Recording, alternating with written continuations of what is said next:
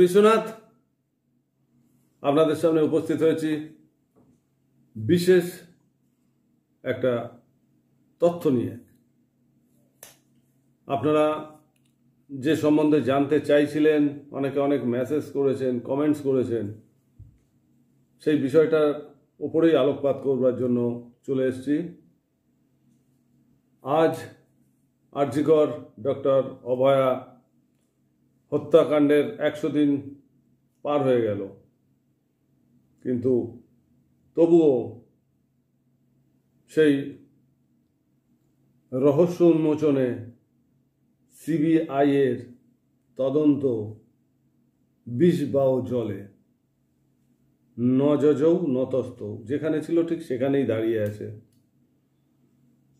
আর Acme বদ্বিতীয়ম, মানে এক এবং অদ্বিতীয় যে নামটি, সেটাই হচ্ছে সিভিক পুলিশ সঞ্জয় রায়। আজ অবধি সিবিআইরা নতুন করে আর কারোর নামে চার্জশিট না দিতে পারল, না কারোর নাম আনতে পারল, কাউকে অ্যারেস্ট করা তো অনেক দূরের কথা, কাউকে অভিযোগ করবার কথাটিও অনেক দূরে। এগুলো এখন একদম সরে গেছে। একমাত্র সঞ্জয় অপরাধী, তাকে নিয়ে যত কাটা ছেঁড়া যা কিছু তদন্ত, যোগ, অভিযোগ, যা কিছু, এভরিথিং সঞ্জয় রায়। তো এখন বিষয় হচ্ছে সিবিআই কাউকেই আর অপরাধী হিসাবে চিহ্নিত করতে পারল না। এটা আমাদের বাংলাভাষীর জন্য দুর্ভাগ্য, অবশ্যই দুর্ভাগ্য। আমরা অনেকেই অনেক কিছু স্বপ্ন দেখেছিলাম, আশা করেছিলাম যে ডক্টর অভয়া খুন ও ধর্ষণ কাণ্ডে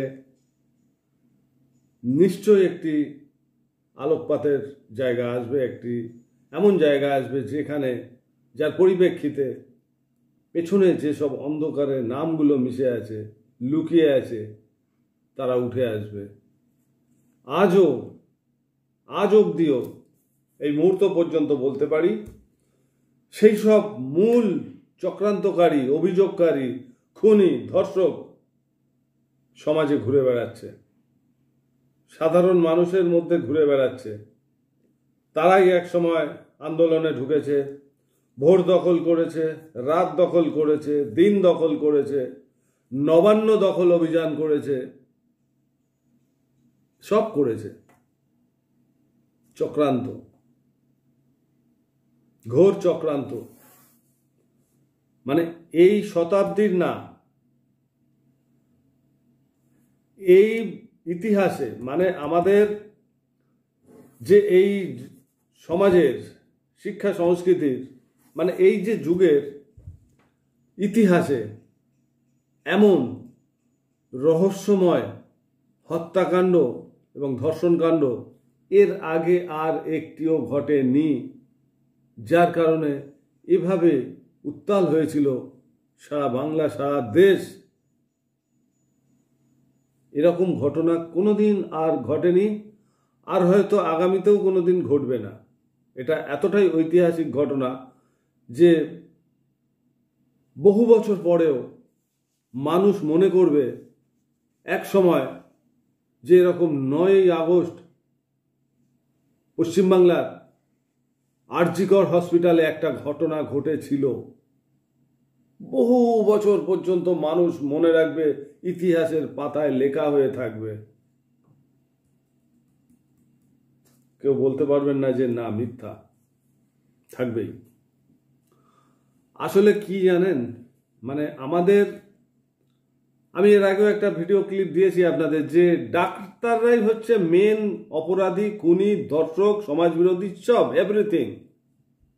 আজকেও সেটাতেই আমি সিল মারছি, সেই কথাটাতেই। আমি বলছি না যে না আমি উড্র করলাম, আমি ভুল বলেছিলাম, একদম ঠিক বলেছি, বরঞ্চ কম বলেছি। একটা কথা বলতে হয়, মানে খুব একটা অন্তরের থেকে বলতে হয়, যে ভালো ডাক্তার, একজন ভালো ডাক্তার হতে হলে সবার আগে একজন ভালো মানুষ হয়ে উঠতে হয়। আমরা তো প্রতিটি মানুষ, নিম্ন স্তরের, মধ্যস্তরের, উচ্চ স্তরের, প্রত্যেকে কিন্তু আমরা ডাক্তার ছাড়া বাঁচতে পারি না।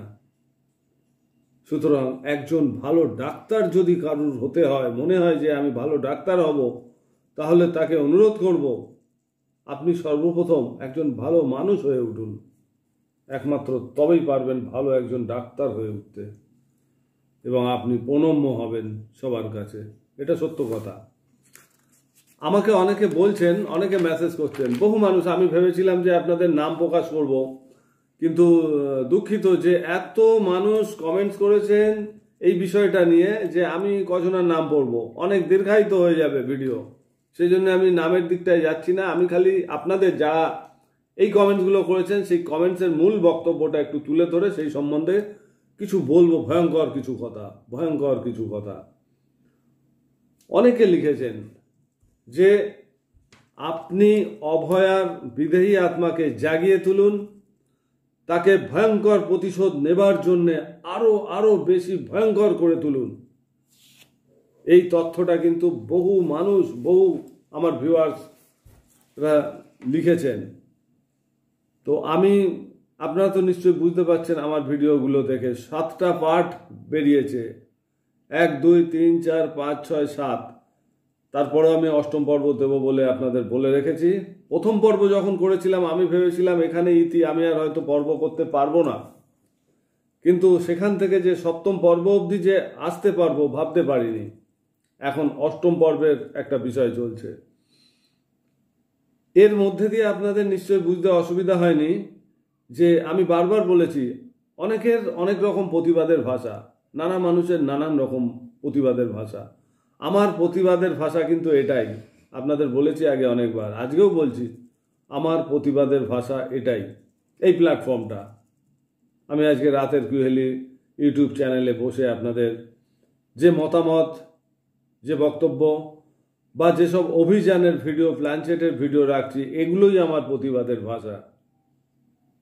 আপনাদের এবার একটুখানি বলি, যারা আমাকে অনুরোধ করেছেন বা আবেদন করেছেন, নিবেদন করেছেন যে আপনি অভয়ার বিদেহী আত্মাকে এমন করে তুলুন যে সে ভয়ঙ্করভাবে প্রতিশোধ নিতে পারে।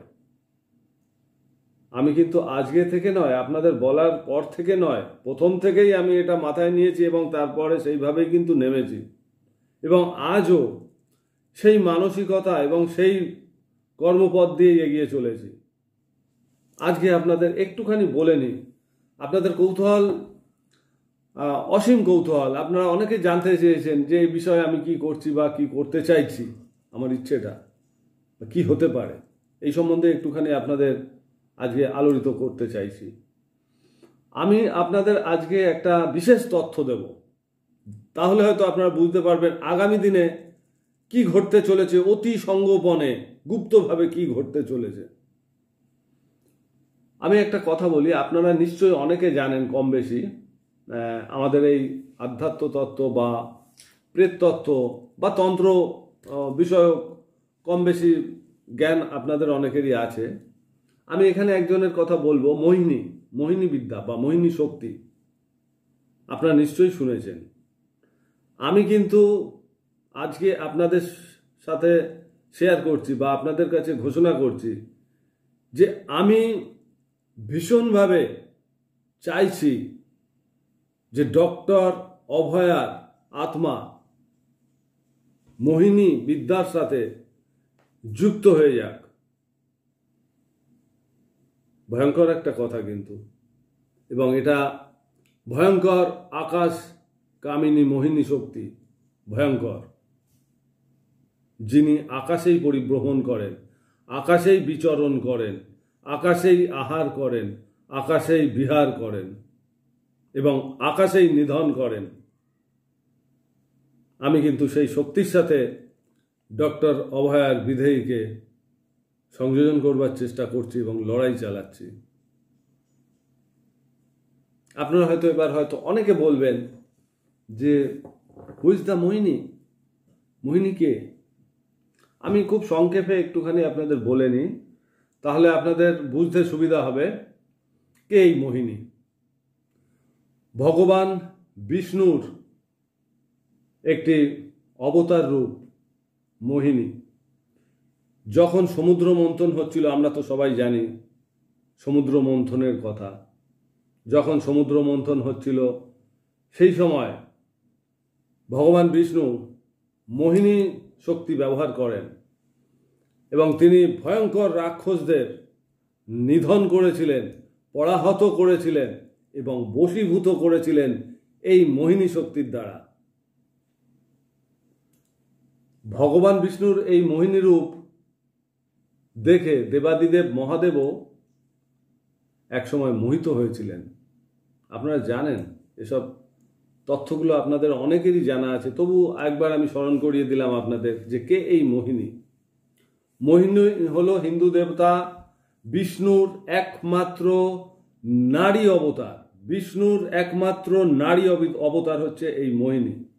ভয়ঙ্কর ভয়ঙ্কর শক্তি এক। আর আমি চাইছি ইনাকেই ব্যবহার করতে, ডক্টর অভয়ার যারা দোষী খুন এবং ধর্ষণ কাণ্ডে, তাদের নিধন করবার জন্য আমি ভীষণভাবে ইনার সাহায্য চাইছি। আমি জানি এটা খুব ভয়ঙ্কর একটা বিষয়, ভয়ঙ্কর একটা খেলা বলতে পারেন। একটু এদিক ওদিক হলে অনেক কিছু ঘটতে পারে। যেমন আমি যদি এটার সম্পূর্ণ সার্থক প্রয়োগ করতে পারি, তাহলে নিশ্চয়ই এর পজিটিভ ফল হবে, যেটা আমরা আপামর বাংলাভাষী শুধু নয় ভারতবাসী চাইছি সেটি হতে পারে। আর যদি ভুলচুক হয়ে যায় তাহলে আমার কিছু হতে পারে।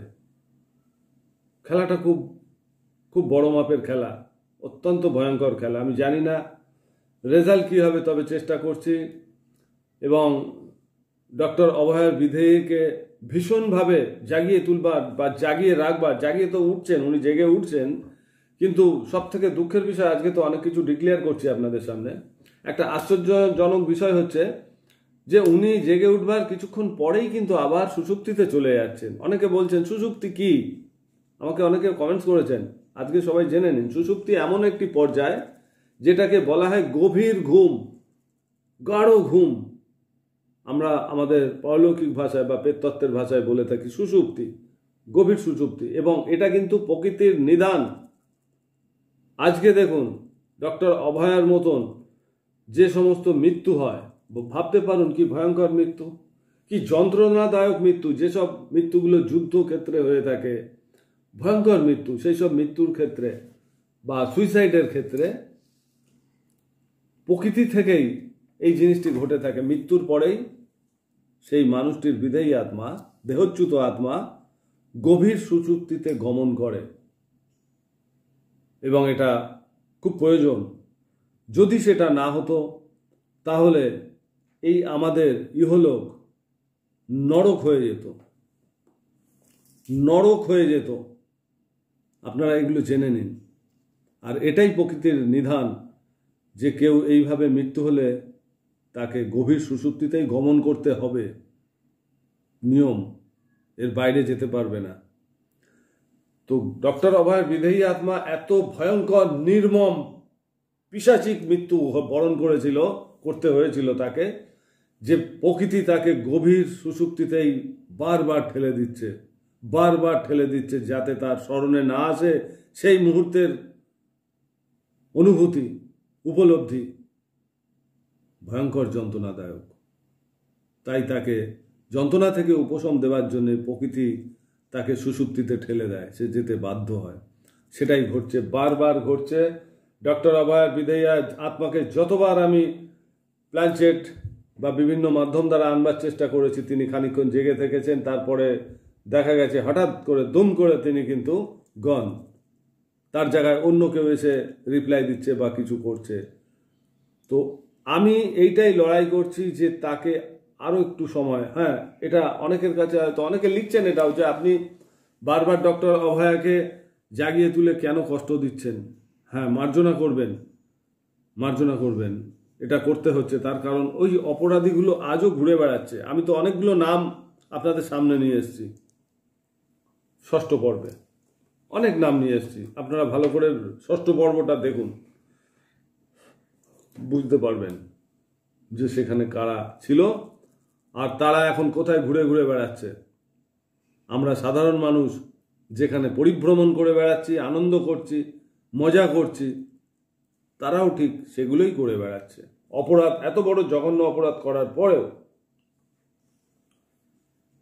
তো আমি সেই কারণেই বারবার ডক্টর অভয়া আত্মাকে জাগিয়ে তুলছি এবং চেষ্টা করছি তাকে মোহিনী বিদ্যার সাথে, মোহিনী শক্তির সাথে একত্রিত করে ভয়ঙ্করভাবে প্রতিশোধ নিতে, যাতে আমি যেটা করছি সেটা যেন ডক্টর অভয়ের বিধেয়ী আত্মায় স্বেচ্ছায় এই মোহিনী শক্তিকে ধারণ করে, মোহিনী শক্তির সাহায্য নিয়ে এই নরপিশাচগুলোকে একের পর এক নিধন করতে পারে। এটাই আমার এখনকার ধ্যান জ্ঞান, যাই বলেন না কেন, এটাই আমি করতে চাইছি। এবং আশা করি যদি কোনো গড়বড় না ঘটে, কিছুদিনের মধ্যে আপনারা এর শুরুয়াতটা দেখতে পাবেন। হ্যাঁ, শুরুয়াতটা খুব শিগগিরই হয়তো দেখতে পারবেন। আমি অন ক্যামেরায় আজকে বলে গেলাম, আপনাদের আরও একটু অপেক্ষা করতে হবে। আমার এই মোহিনী বিদ্যার ক্রিয়াকর্মটি যদি সুষ্ঠুভাবে সম্পূর্ণ করতে পারি, আমি 100% আশাবাদী একের পর এক ঘটনা ঘটতে থাকবে। আপনাদের মনে আছে কয়েক মাস আগে একটি ঘটনা ঘটেছিল এরকমই ধর্ষণ খুন কাণ্ডে। অপরাধীদের পুলিশ লকআপ থেকে নিয়ে যাওয়া হয়েছিল সরেজমিনে দেখাবার জন্যে যে কি ঘটেছিল। সেই ধর্ষক খুনিদের নিয়ে গেছিল পুলিশ, এবং তারপরে খবর হলো ইনকাউন্টারে 3 জনই মারা পড়েছে পুলিশের হাতে। আপনাদের কি মনে হয়? তাই নিয়ে তারপরে অনেক কিছু কেস কামারি হয়েছে। পুলিশটা কেন তাদেরকে নিয়ে এভাবে মারলো, তারা ইচ্ছাকৃত মেরেছে, তারা নাটক করেছে, তারা তো সশস্ত্র পুলিশ বাহিনী ছিল, কি করে তাদের হাত থেকে রিভলভার ছিনতাই করে, হ্যান ত্যান অমুক তমুক, বহুত কিছু, মানে সব কিছুতেই জ্বালা। আপনারা তো বলছেন গুলি করে মারুন অপরাধীদের, মারলেও এক ধরনের লুকিল আছে না, তারা পয়সার লোভে ঠিক বিপদে দাঁড়িয়ে যাবে, বিপক্ষে দাঁড়িয়ে বলবে হ্যাঁ এটা মারা হয়েছে, এটা অমুক হয়েছে, তমুক হয়েছে, অপরাধ হয়েছে, হ্যান হয়েছে, ত্যান হয়েছে, গোষ্ঠীর ষষ্ঠী পুজো করে দেবে। এক ধরনের উকিল আছে, পয়সার লোভে এরা এইসব করে, কিন্তু করা উচিত না। এই ধরনের ক্ষেত্রে যখন এনকাউন্টার করে দেয়, মেরে দেওয়া হয় না, তখন সবাই মুখ কুলুপ দিয়ে দেওয়া উচিত। এইসব পুলিশদের বাহাবা দেওয়া উচিত, এইসব পুলিশদের পুরস্কৃত করা উচিত। তো যে কারণে আমি এটা উত্থান করলাম, যে এই যে পুলিশ কয়েকজন এনকাউন্টার করে খুনি এবং ধর্ষকদের মেরে দিল, আপনারা কি মনে করেন খুব স্বাভাবিক ঘটনা? খুব স্বাভাবিক ঘটনা না। ওই যে মেয়েটি খুন এবং ধর্ষণ হয়েছিল, তার বিদেহী আত্মা এতটাই পাওয়ারফুল হয়ে গেছিল, এটা সবার পক্ষে সম্ভব হয় না। মানুষের মতনই মৃত্যুর পরেও তাদের ইচ্ছা আকাঙ্ক্ষা বাসনাগুলো কতটা প্রকট হচ্ছে, তার হিংসা প্রতিশোধ স্পৃহা কতটা প্রকট হচ্ছে তার উপরে নির্ভর করে। তো সেই খুনি এবং ধর্ষকদের যেই নির্মম পরিণতি হয়েছিল দেনান্দার, মানে 2 দিনের মধ্যে, তো এই শক্তিটাকেই জাগানোর দরকার ডক্টর অভয়ের মধ্যে। তিনি জাগরিত হবেন যখন, তখনই দেখবেন অস্বাভাবিকভাবে মৃত্যু ঘটবে, যেটা না হওয়ার সেটাই হবে। তবে শুনে নিন, এরকম একটা ঘটনা বা মুহূর্ত সঞ্জয়ের ওপর ঘটতে গেছিল। আপনারা জানেন, খবর দেখছেন যারা, সঞ্জয়ের ওপর কিন্তু এরকম একটা অ্যাটাক হতে হতে বেঁচে গেছে। আমি 2-1 দিনের কথা বললাম, বেশি ডিটেলস বলবো না। খবর সবাই দেখেন, বুঝতে সবাই পারছেন আমি কোন দিকে ইঙ্গিত করছি। তবে শুনে নিন, এইভাবে মৃত্যু হবে অপরাধীদের যদি এই মোহিনী শক্তিকে পুরোপুরি জাগরিত করে সম্পূর্ণ করা যায়। ধরে নিন সব খতম হবে। আইন কি বলবে আমি জানি না। আইনের দেখেন না, দাড়িপাল্লা নেওয়া থাকে, চোখটা বন্ধ থাকে, হাতে দাড়িপাল্লা, তরাজু, তার মানেটা কি? আইনের চোখ অন্ধ। আইনের চোখ অন্ধ। সমর্থন যেদিকে, সাক্ষী যেদিকে, সে ভুয়ো হোক মিথ্যা হোক সত্য হোক কিচ্ছু যায় আসে না। সাক্ষী যেদিকে পাল্লা ভারী সেদিকেই বিচার যাবে। খুন না করেও খুনি হয়, ধর্ষণ না করেও ধর্ষণ হয়, ধর্ষক হয়, বিনা কারণেও ফাঁসি হয়েছে, জানেন তো?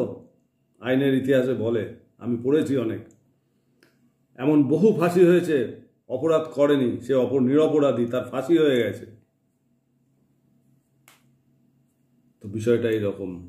তো একটু অপেক্ষা করুন, এই ভয়ঙ্কর মোহিনীবিদ্যা যখন সম্পূর্ণরূপে প্রতিষ্ঠা পাবে এবং ডক্টর অভয়ের বিধেয়ী আত্মা যখন এর সাথে সংযুক্ত হবে, একের পর এক দেখবেন ভয়ঙ্কর পতন হচ্ছে। আপনারা